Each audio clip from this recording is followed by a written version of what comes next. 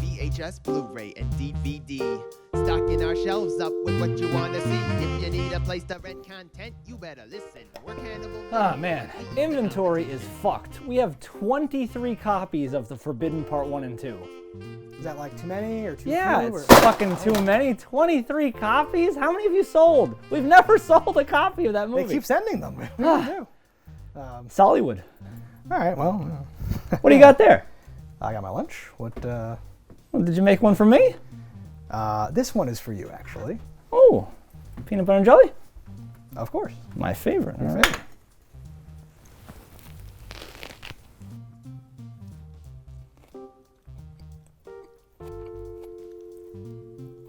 Crunchier than I expected.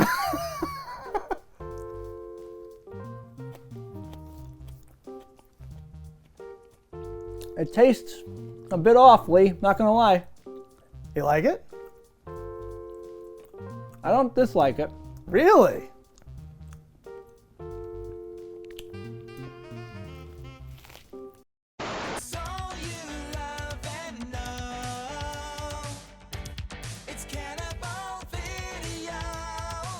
All right, guys, here we're going to talk about the movie Little Monsters.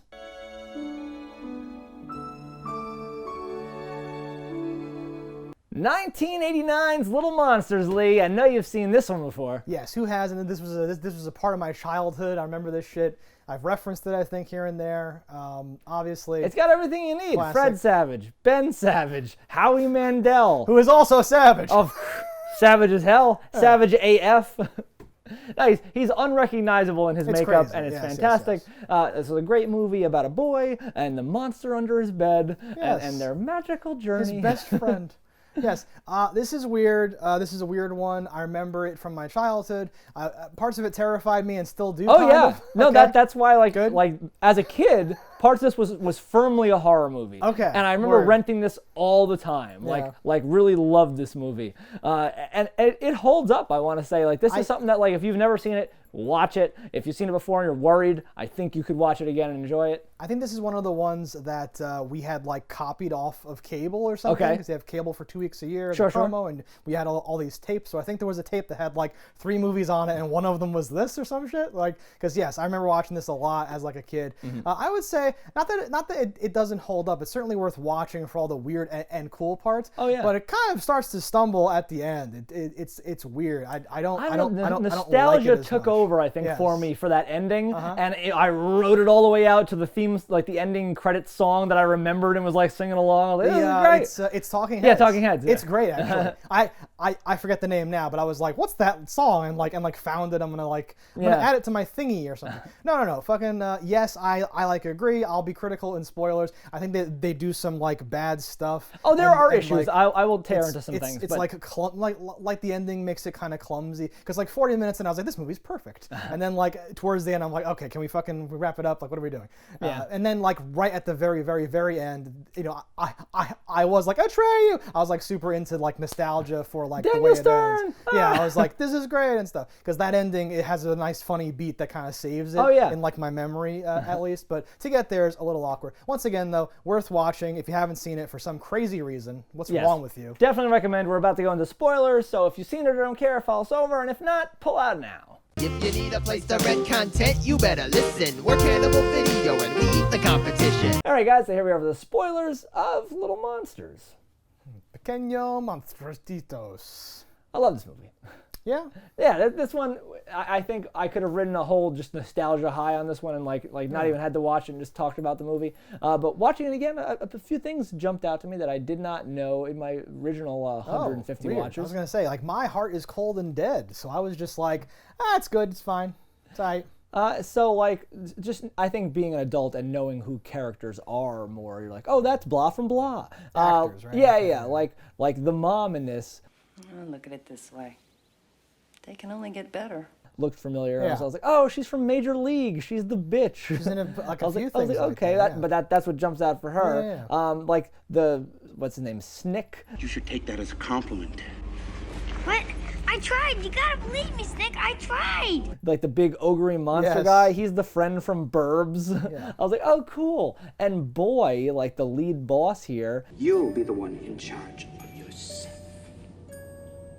Perhaps this whole world in time. he's in one of my favorites, Career Opportunities.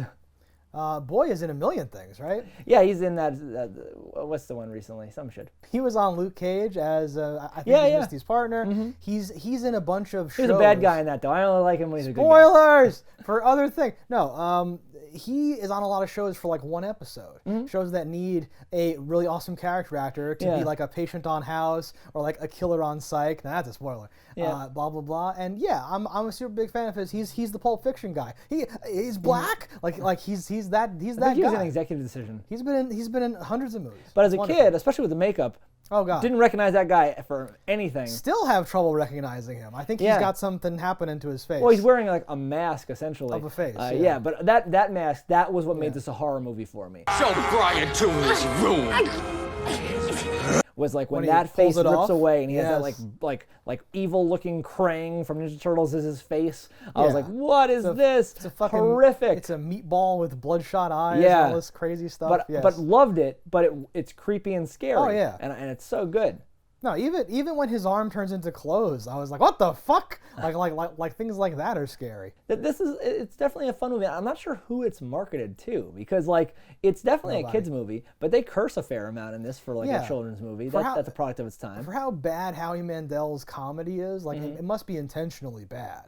Yeah. And I probably watched this out at like 6 or 7. yeah, was yeah. probably when I first watched it. No, but like bad as an adult, but like aimed for kids. So yeah, there's a point where something happens and they go, holy shit! Holy shit.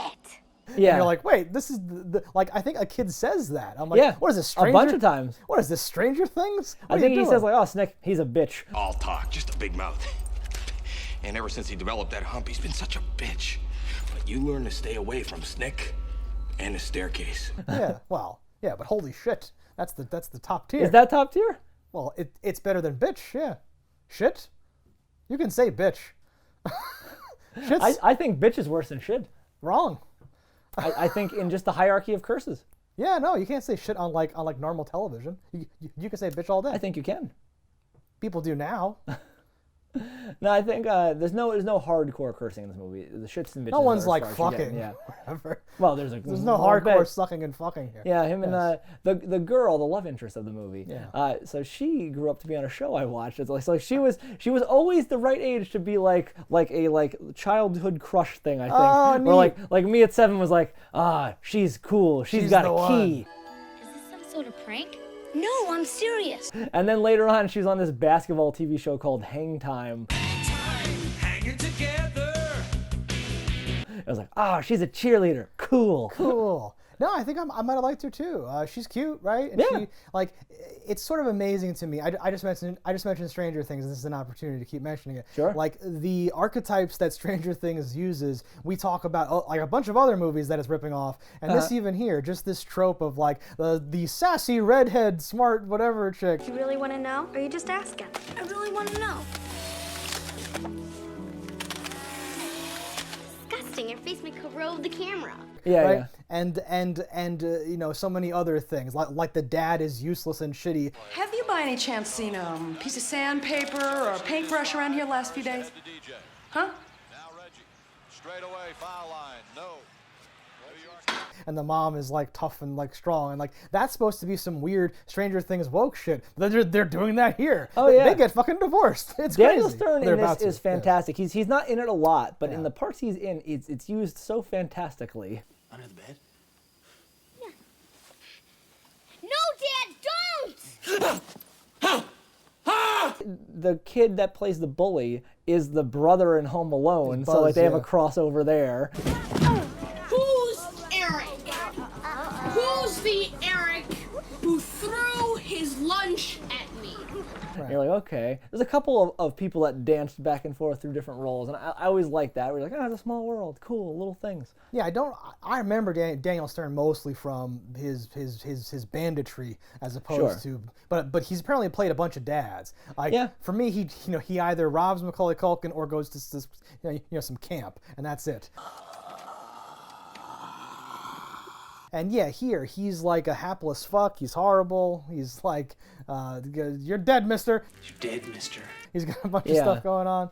Keeps, really, the shit does get piled on. Yeah. And I think, as far as kid actors go, the Savage brothers, especially in their early tiers, like before they got into like, oh, you're a borderline adult. This is getting weird. Like You're an adult now. You're cheating. Because there's something like he had like an adult head. So like, and Daniel Stern is the voice from the Wonder Years, and that's where Fred Savage got his biggest jump. Wow. He's the narrator. I thought Fred good, Ben disgusting, horrible. Kept looking at Ben's the camera. a small child. I know. Who can't act? It's probably his first movie. It is his first movie, and he sucks because he's too young. He's not done cooking. He's a cute kid, Put him back though. in the oven and let him finish. It ran in from the hall, grabbed my ankle, and slid under my bed. Most of the time, he's just his eyes closed. Is that you? Oh, did they drug you? Eric!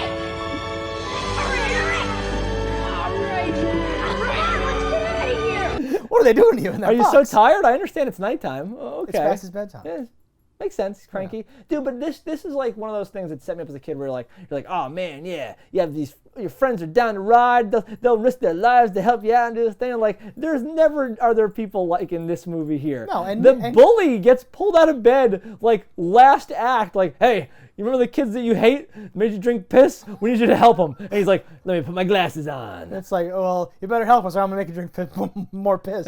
Yeah. And like, this is a perfect example of like, he's creating contraptions. He takes his bike apart, like the remains of his bike, to make like a bed system to trap Maurice.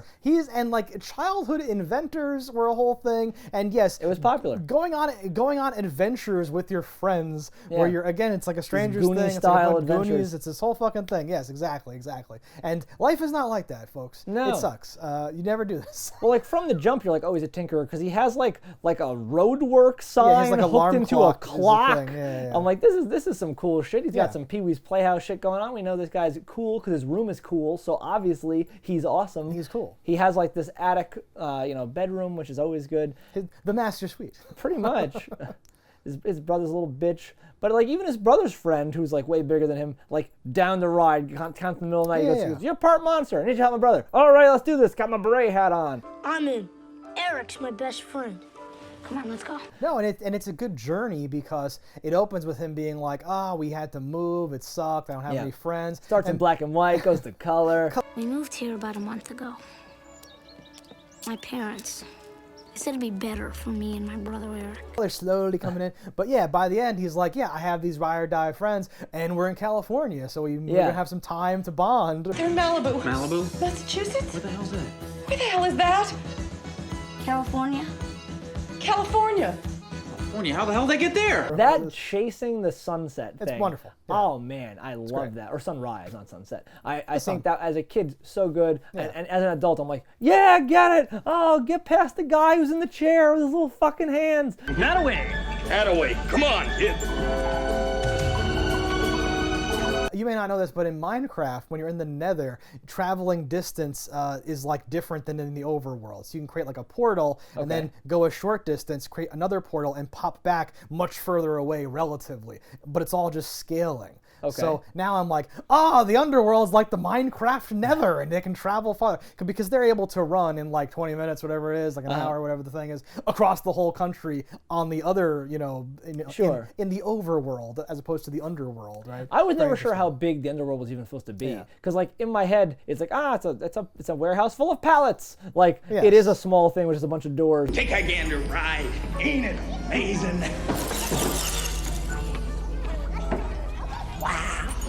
But I guess there needs to be enough doors for every bed in the world, so it must be pretty gigantic. Well, and he has a line about like time and space, and it's different and stuff. So I'm like, okay, it's like the Shinigami realm. They're just in this other place. Yeah, because he says, I feel like I'm on vacation for a week. I feel like I've been on vacation for a week.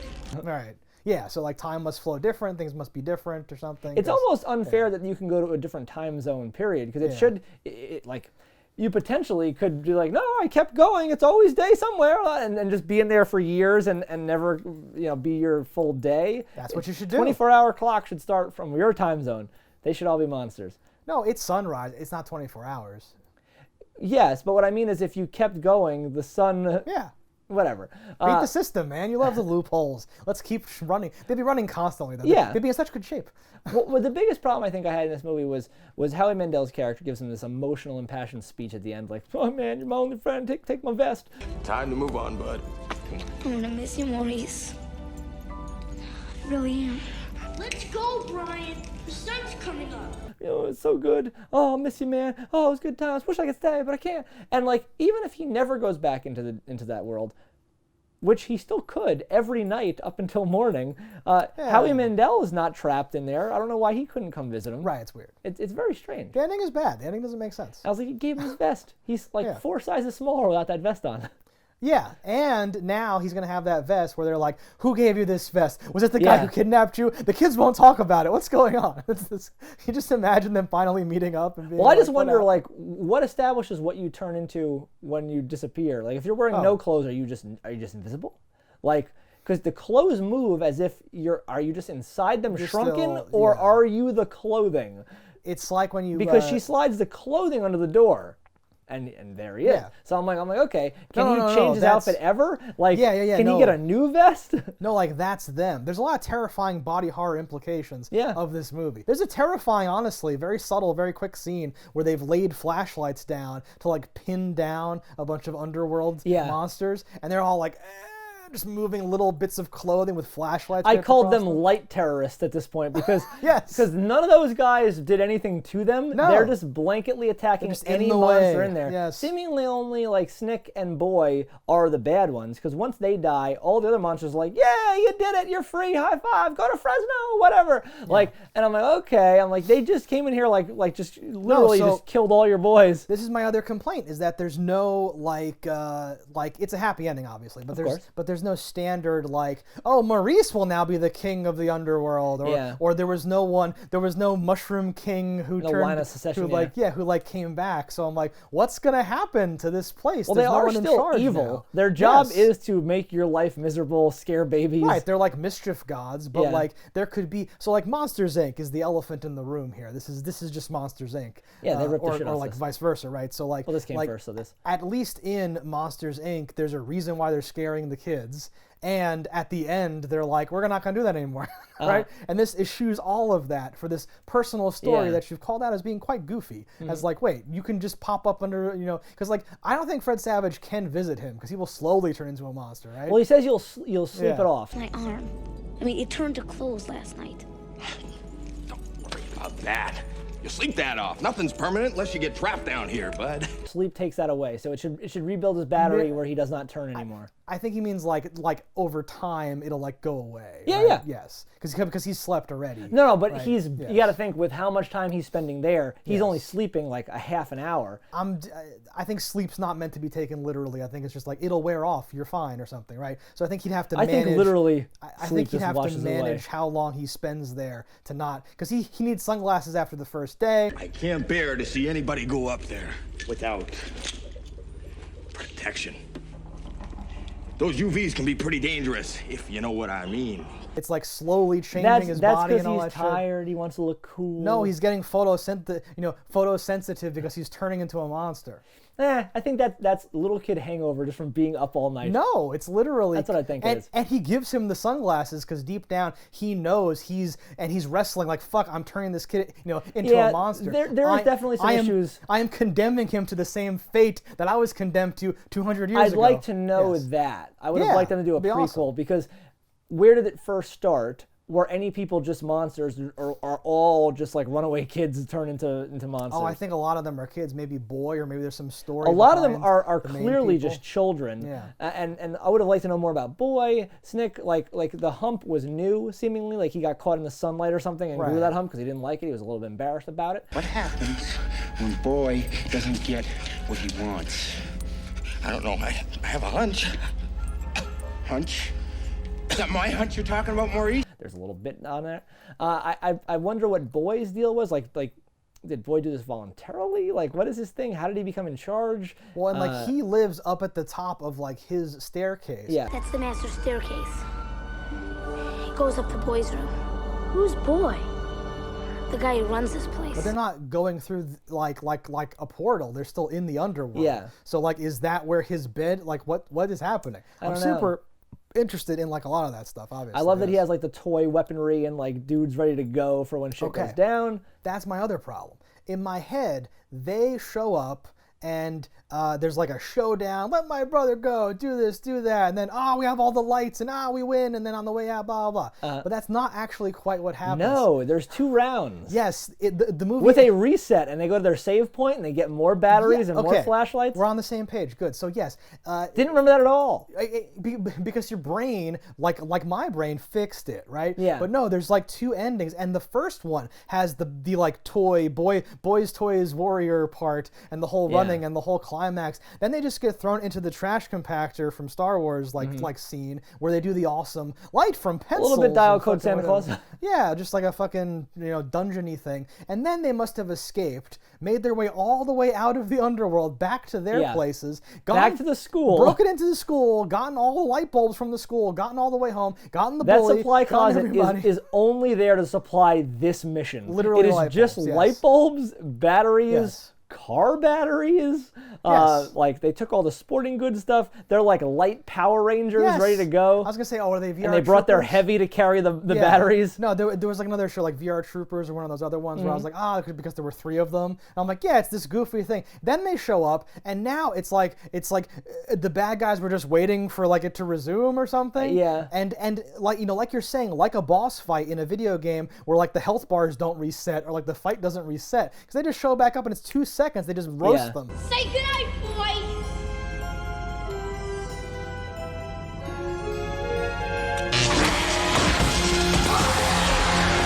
It's so weird, and I think it's a huge mistake. And they strip down like immediately, like they know there's no other people attacking them. Like if those are the only enemies, why did you pin down and kill all the ones leading you from there to there? Just because it was cool, and that's what a lot of the things are like. Just scaring the baby, playing the baseball game. The one really good part, though, at the very end, when they roast them, Boy's clothes fold up nicely, all nicely, and then they burst into flames because he's dressed like a preppy. He's like uptight, and I'm like, that's Snick explodes. And manages to pull himself back together. And you're like, wait, what the fuck? When the piece of his leg is missing, that's awesome because he seems to still be kind of functional. Oh shit!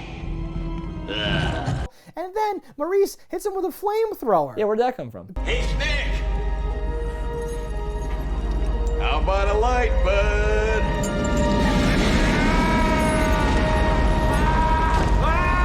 bud? Okay, good. I was going to say, I missed the part where they introduced the flamethrower.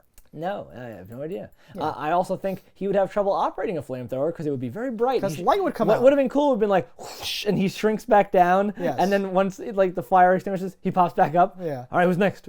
No, even him going under the door, I just pictured parts of him starting to like inflate as he's halfway through, and his like terror body like twisting around, and I'm like, it's so terrible. It's great. Yeah, I appreciate those parts a lot now. Like a lot more, because I feel like back in the day it was just like a subtle like that's weird, and now I'm like, he tore off his head and put a pumpkin on there, and he seems to be still alive. How is this happening?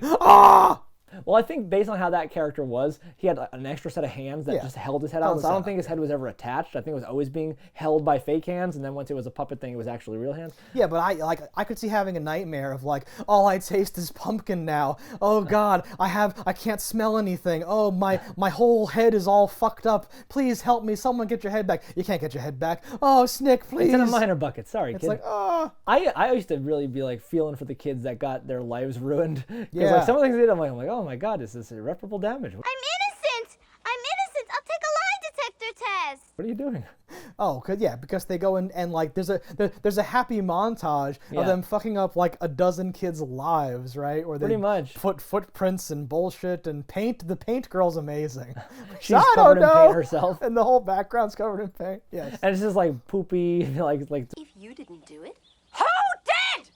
I don't know. Different children's words. Yes.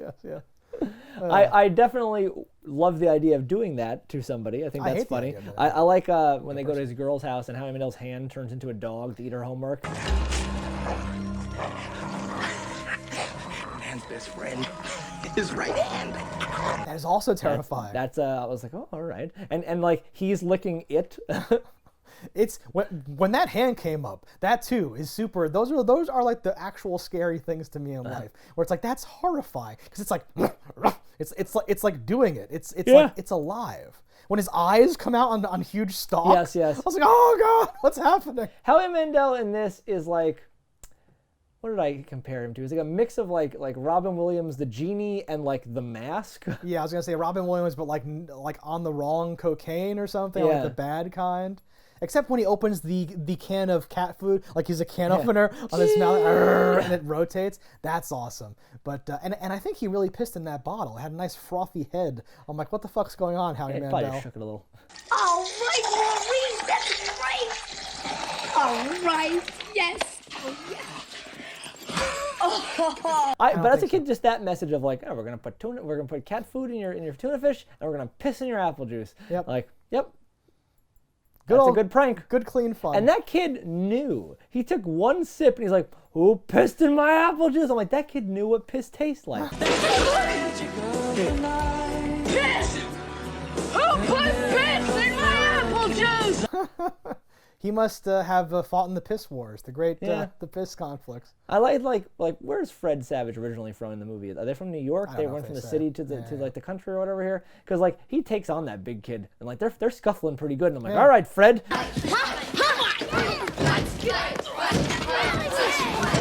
Get some. You don't play games. And that principal was a bitch. I thought he might be Robert Englund at first, but it's obviously not him. When I first saw him walk out, I was like, oh, is it another cameo? Oh, it's not. Oh, they're like, that's Fred Savage still. No, you idiot. It's Fred Savage. Oh, come on. Stevenson, you're new here, aren't you? Yes, sir. Something I have to shout out is I love the buzzsaw blades in the floor.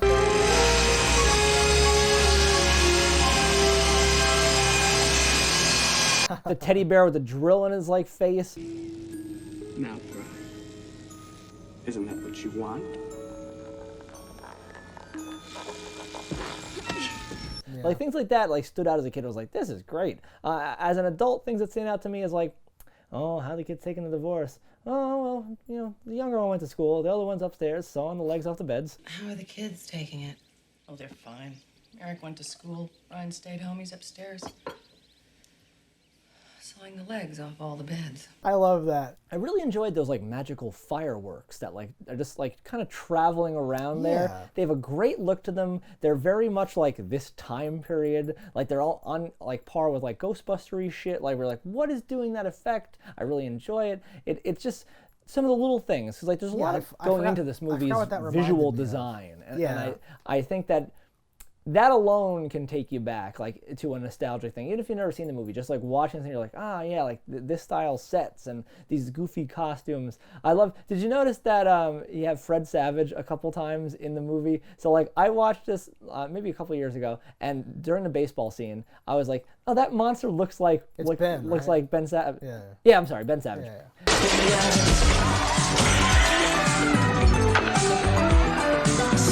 And then on this watch, I see two monsters that look like him, and then I run to the IMDb, and I'm like, I don't see him listed as any of the monsters, and I'm like, fuck. But then in the like goofs or whatever thing, it says like he plays a couple of the monsters in the I'm like, fucking knew it. Fucking no, knew I it. think their sister also is in one of the things for a brief. I didn't know they had a sister. I just read it, but all those kids I think are just like it's the producer's kid. It's the probably because a lot of those costumes are real. Like there's a mix of like ones where you're like, oh, that's an amazing monster effect. Trick or treat, smell my feet.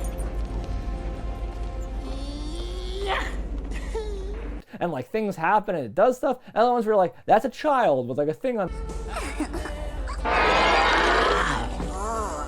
Maurice, why'd you do that? Their head. That's a child just in a bum outfit. Like with their like face painted or something. No, I meant the kids who are getting like chewed out the next day for like how could you do that? Okay. Like some of them might be actors or actresses that have more lines, but there's a few that don't even talk. They just go like this. It's because I'm working, isn't it? Son, doll hair never grows back. And I'm like, that's just the producer's kid. You just you shoved the kid in there to do a thing. Yeah. But like a lot of that works. There's something about like this time period shot on film things. Like just this goofy kid's reaction. He's getting yelled at. It totally does it for me. What made you think the cat needed a shave? Do you want to go to military school? But the most horrifying thing in this movie is probably the onion sandwich.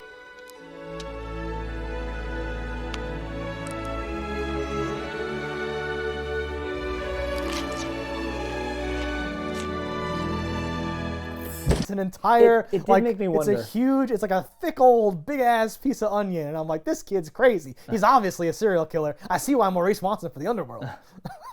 I've never tried it myself, but there's some weird combos that like I've been like, okay, if someone fixes something up, I'll try things that are weird. I remember peanut butter and hot dog sandwich. Oh. And I was like, it's a match made in heaven. That's actually pretty great. Sure.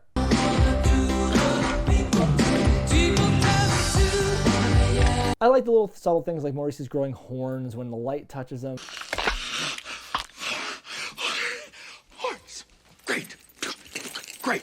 Now nobody's gonna recognize me. Like them setting up the world and showing you what things are, and those horns then getting broken later and just dangling on his fucking head. The broken horn is 10 out of 10, because that's more of the body horror shit that happens. I was really into that. My horn. Yeah, they call it out, which sucks, but like I would have liked it to just be dangling there the whole time. I think he has a black eye too, right? Like he's fucked up. Yeah, definitely. Because Snick fucking took care of that shit. Oh no! I take it back. Back? No, I'm back. You bring a kid in here? You tell him our secrets? My horn! I love how boys throwing the lawn darts very effortlessly, but they're like, like getting thrown to the thing. I'll give you 10 seconds. 10, 9, 8. Be sensible, Brian. He's got monster powers. That's established. I love monster powers. I'm not a leprechaun, you idiot. I'm a monster. Wishes. Establishing that there are other things in this world. Oh, imagine the possibilities. Yeah. There's an awesome thing when he's trying to get him to go into the underworld, and it like wind starts blowing on them, and it starts playing music. Yeah, and he's yeah. like, it's about freedom. Freedom to live life the way the creators of this planet intended. And he has like American Pride music. He has an American flag. He's like, the way that our creators intended it, or something. Some weird. It's very. There's a lot of stuff like that early on that I wish they would have kept more of that tone or whatever. Yeah. And been more, because he's watching a cable access show, and it's like a Dan Aykroyd looking motherfucker, or like a Jim Belushi guy type guy. My name's Sam Yahay, and welcome to Channel 98 Cable Access, all about chicks. Today my guest is Lovey. Oh, sorry, Lonnie, right. It was like this show's all about chicks, and then when it cuts away, they dub in like, so what do you think about the world economy, or some weird like political thing. Like, what the fuck is this? There's a part where the TV is sideways on a chair in the closet, and I was like, what the hell's up with this? And that's when the remote goes missing. Yeah. But like, was he watching it sideways in there? Yeah, I was gonna say that's his little cubby hole, is where he hangs out, and he must lay down and then he watches TV like that. No, I'm joking. I have no idea. It's The Fly though. It's a nice little movies. Yeah, it's just weird. I'm like, that was Maurice, right? So what the fuck? I looked up to see this guy that I can't remember if it was the writer or the director. Like the director, I think only did this and like 2 other things that aren't like movies. It was like a documentary, a TV show or something. Right. And the writer has done a lot of things. And the writer wrote something that's coming out just recently, or either it just came out recently or it's coming out soon. And it was like something like The Return of Maurice or something is the title. And I was like, and I click on it and it's an animated cat movie. And I was like, fuck. He should be banned from ever working with any other Maurices, because that would be a whole thing. I was super excited, and this is one of those movies I think if I came into a large sum of money, I would try to acquire the rights to make like more Dude, of this. You could do, because right? There's still like Fred Savage is not dead, correct? He is not dead. Excellent. Daniel Stern, I think, is not dead. He is not dead. And Howie Mandel is not dead. He is not dead. He would never put this mask on again, though. He's such a germaphobe now. I'm actually surprised they ever got him in it in the first place. He must have came late to the game on that shit. Howie Mandel has done so many cool things, and it's sad to me that he's going to be remembered for, like, Deal or No Deal, The Voice Judge, or X's and fucking singing, whatever that shit show is. From hell. Yeah. Like, I'm like, man, Bobby's World was the shit. I believe it's Howie Mandel Watches Animals Do Things is the name of the show. He does is that the show? All these stupid things. Yes. No, I agree. He's a super funny guy. Maybe they could CG him, but I was going to say, like that's the move, is you have adult Fred Savage who's gotten on with his life, and he's forgotten it now. I mean, he's getting a divorce from his wife. Yes. His life is shit. He's up for a promotion. He's not going to get it. And then it's like, hey, pal. baby. And he's like, I was in years of therapy. I thought we made you up. How'd you get to California? I thought we got kidnapped. How'd you get the vest? Yeah, where did the vest come from? Exactly. And he still wears the vest? I thought I repressed memories. Yeah, exactly. No. That's the vest is framed on the wall, and one night it's smashed. He comes down with a bat, and he sees the vest is gone, and he's like, still fits. And he's like, thanks for keeping it warm for me, pal. Woo! Deal or no deal? Yeah. No, I was gonna say that like he puts on the vest to like suit up. We have to save Maurice because something has happened in the underworld, and they have to. It's so much. It's like a Hook thing, but it's Maurice. Yeah, or like the Neverland, whatever those fucking like we have to go back. It's the whole fucking thing. Oh, it's great. Let's make it happen. Come on, win the lottery. Let's do this. I'm down. All right, guys, thanks for watching. Let us know in the comments what you thought about it. Don't die in a fire, and we'll see you next time. If you want to support the show, head over to cannibalvideo.com, pick up some merch. And if you haven't already, hit that subscribe button. That's all right. Yeah, that's something. Whatever. Fuck these motherfuckers. That's it. I'm upset. Cannibal Video has everything you need. A wide array of VHS and DVDs. We ate the competition, now it's only